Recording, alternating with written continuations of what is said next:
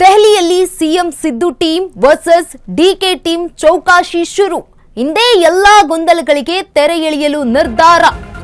ಪದೇ ಪದೇ ಕಿತ್ತಾಟ ಎದುರಾಗ್ತಾ ಇದ್ದಂತೆ ನೋಡಿಕೊಳ್ಳಲು ತಂತ್ರ. ಇಂದೇ ಎಲ್ಲಾ ಗೊಂದಲಗಳಿಗೂ ತೆರೆ ಎಳೆಯಲು ನಿರ್ಧಾರವನ್ನ ಆಗುತ್ತಾ? ಪದೇ ಪದೇ ಕಿತ್ತಾಟ ಎದುರಾಗದಂತೆ ನೋಡಿಕೊಳ್ಳಲು ತಂತ್ರವನ್ನ ರೂಪಿಸಲಾಗ್ತಾ ಇದೆ. ಇಂದಿನ ಸಭೆಯ ಬಳಿಕ 10 ಪರಿಣಾಮ ಬೀರುವ ಸಾಧ್ಯತೆ ಇದೆ. ಸಾಧ್ಯತೆ 1, ಸಿಎಂ ಆಗಿ ಸಿದ್ದರಾಮಯ್ಯ ಮುಂದುವರಿಯಬೇಕು. ಸಾಧ್ಯತೆ 2, ಸಿದ್ದು ಆಸೆಯಂತೆ ಸಂಪುಟ ಪುನರ್ರಚನೆ ಆಗುತ್ತೆ ಅಂತ ಹೇಳಲಾಗ್ತಾ ಇದೆ. ಸಾಧ್ಯತೆ 3, ಡಿಕೆಶಿ ಆಪ್ತರಿಗೆ ರಾಜ್ಯಸಭೆ ಟಿಕೆಟ್ ಹಾಗೆ ಮಂತ್ರಿಗಿರಿ ಸಿಗಬೇಕು. 4, ಡಿಕೆಶಿ ನೇತೃತ್ವದಲ್ಲಿ 2028ರ ಚುನಾವಣೆ ಮುನ್ನಡೆಯಬೇಕು. ಸಾಧ್ಯತೆ 5, ಡಿಕೆ ಶಿವಕುಮಾರ್ ಮುಖ್ಯಮಂತ್ರಿ ಆಗಬಹುದು ಅಂತ ಹೇಳಲಾಗ್ತಾ ಇದೆ. ಸಾಧ್ಯತೆ 6, ಸಿದ್ದರಾಮಯ್ಯ ಮಗ ಸೇರಿ ಆಪ್ತರಿಗೆ ಮಂತ್ರಿಗಿರಿ ಸಿಗುತ್ತೆ ಅಂತ ಹೇಳಲಾಗ್ತಾ ಇದೆ. ಸಾಧ್ಯತೆ 5, ಸತೀಶ್ ಜಾರಕಿಹೊಳಿ ಕೆಪಿಸಿಸಿ ಅಧ್ಯಕ್ಷರಾಗಬಹುದು ಅಂತ ಹೇಳಲಾಗ್ತಾ ಇತ್ತು. ಸಾಧ್ಯತೆ 8 ಗಮನಿಸಿದಾಗ ಸಿದ್ದರಾಮಯ್ಯ ರಾಷ್ಟ್ರ ರಾಜಕಾರಣಕ್ಕೆ ಶಿಫ್ಟ್ ಆಗಬಹುದು ಅಂತ ಹೇಳಲಾಗ್ತಾ ಇದೆ. ಇನ್ನ 9, ಮಲ್ಲಿಕಾರ್ಜುನ ಖರ್ಗೆ ಸಿಎಂ ಆಗುವ ಸಾಧ್ಯತೆ ಇದೆ.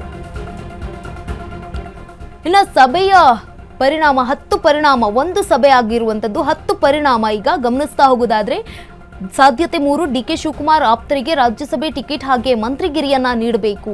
ಜೊತೆಗೆ ಡಿಕೆ ಶಿವಕುಮಾರ್ ನೇತೃತ್ವದಲ್ಲಿ 2028ರ ಚುನಾವಣೆ ನಡೀಬೇಕು. ಡಿಕೆ ಶಿವಕುಮಾರ್ ಮುಖ್ಯಮಂತ್ರಿ ಆಗಬಹುದು, ಹೇಳೋದಕ್ಕೆ ಬರೋದಿಲ್ಲ. ಸಾಧ್ಯತೆ 6, ಸಿದ್ದರಾಮಯ್ಯ ಮಗ ಸೇರಿದಂತೆ ಆಪ್ತರಿಗೆ ಮಂತ್ರಿಗಿರಿ ಸಿಗುವಂಥದ್ದು. ಜೊತೆಗೆ ಸತೀಶ್ ಜಾರಕಿಹೊಳಿ ಅವರು ಕೆಪಿಸಿಸಿ ಅಧ್ಯಕ್ಷರಾಗಬಹುದು ಅಂತ ಹೇಳಲಾಗ್ತಾ ಇದೆ. ಸಿದ್ದರಾಮಯ್ಯ ರಾಷ್ಟ್ರ ರಾಜಕಾರಣಕ್ಕೆ ಶಿಫ್ಟ್ ಆಗುವ ಸಾಧ್ಯತೆ ಇದೆ ಅಂತ ಹೇಳಲಾಗ್ತಾ ಇದ್ದು, ಮಲ್ಲಿಕಾರ್ಜುನ್ ಖರ್ಗೆ ಸಿಎಂ ಆಗುವ ಸಾಧ್ಯತೆ ಇದೆ.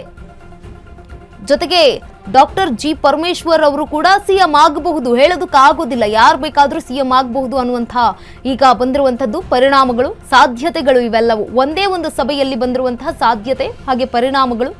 ಸಿದ್ದು ಆಸೆಯಂತೆ ಸಂಪುಟ ಪುನರ್ರಚನೆ ಆಗುತ್ತೆ. ಡಿಕೆ ಶಿವಕುಮಾರ್ ಆಪ್ತರಿಗೆ ರಾಜ್ಯಸಭೆ ಟಿಕೆಟ್ ಹಾಗೆ ಮಂತ್ರಿಗಿರಿ ಸಿಗುವಂತಹ ಲೆಕ್ಕಾಚಾರ ಇರುವಂತದ್ದು. ಡಿಕೆ ಶಿವಕುಮಾರ್ ನೇತೃತ್ವದಲ್ಲೇ 2028ರ ಚುನಾವಣೆಗೆ ಮುನ್ನಡೆಯಬೇಕು. ಡಿಕೆ ಶಿವಕುಮಾರ್ ಅವರು ಮುಖ್ಯಮಂತ್ರಿ ಆದ್ರೂ ಆಗಬಹುದು, ಹೇಳೋದಕ್ಕೆ ಬರೋದಿಲ್ಲ. ಸಿದ್ದರಾಮಯ್ಯ ಮಗ ಸೇರಿದಂತೆ ಆಪ್ತರಿಗೆ ಮಂತ್ರಿಗಿರಿ ನೀಡಲಾಗುತ್ತೆ ಅಂತ ಹೇಳಲಾಗ್ತಾ ಇದೆ. ಜೊತೆಗೆ ಸತೀಶ್ ಜಾರಕಿಹೊಳಿ ಅವರನ್ನ ಕೆಪಿಸಿಸಿ ಅಧ್ಯಕ್ಷರನ್ನಾಗಿ ಮಾಡಬಹುದು ಅಂತ ಹೇಳಲಾಗ್ತಾ ಇದೆ. ಸಿದ್ದರಾಮಯ್ಯ ರಾಷ್ಟ್ರ ರಾಜಕಾರಣಕ್ಕೆ ಶಿಫ್ಟ್ ಆಗಬಹುದು. ಒಂದ್ ವೇಳೆ ಅವರೇನಾದ್ರೂ ರಾಷ್ಟ್ರ ರಾಜಕಾರಣಕ್ಕೆ ಬಂದ್ರೆ ಆಗ ಮಲ್ಲಿಕಾರ್ಜುನ್ ಖರ್ಗೆ ಅವರು ಸಿಎಂ ಆಗುವ ಸಾಧ್ಯತೆ ಹೆಚ್ಚಾಗಿದೆ. ಅಥವಾ ಡಾಕ್ಟರ್ ಜಿ ಪರಮೇಶ್ವರ್ ಅವರು ಕೂಡ ಸಿಎಂ ಆಗುವ ಸಾಧ್ಯತೆ ಇದೆ ಅಂತ ಹೇಳಲಾಗ್ತಾ ಇದೆ. ಈಗ ಸಿಎಂ ಆಗಿ ಸಿದ್ದರಾಮಯ್ಯ ಅವರು ಮುಂದುವರಿಕೆ ಆಗುವ ಸಾಧ್ಯತೆ ಇದೆ.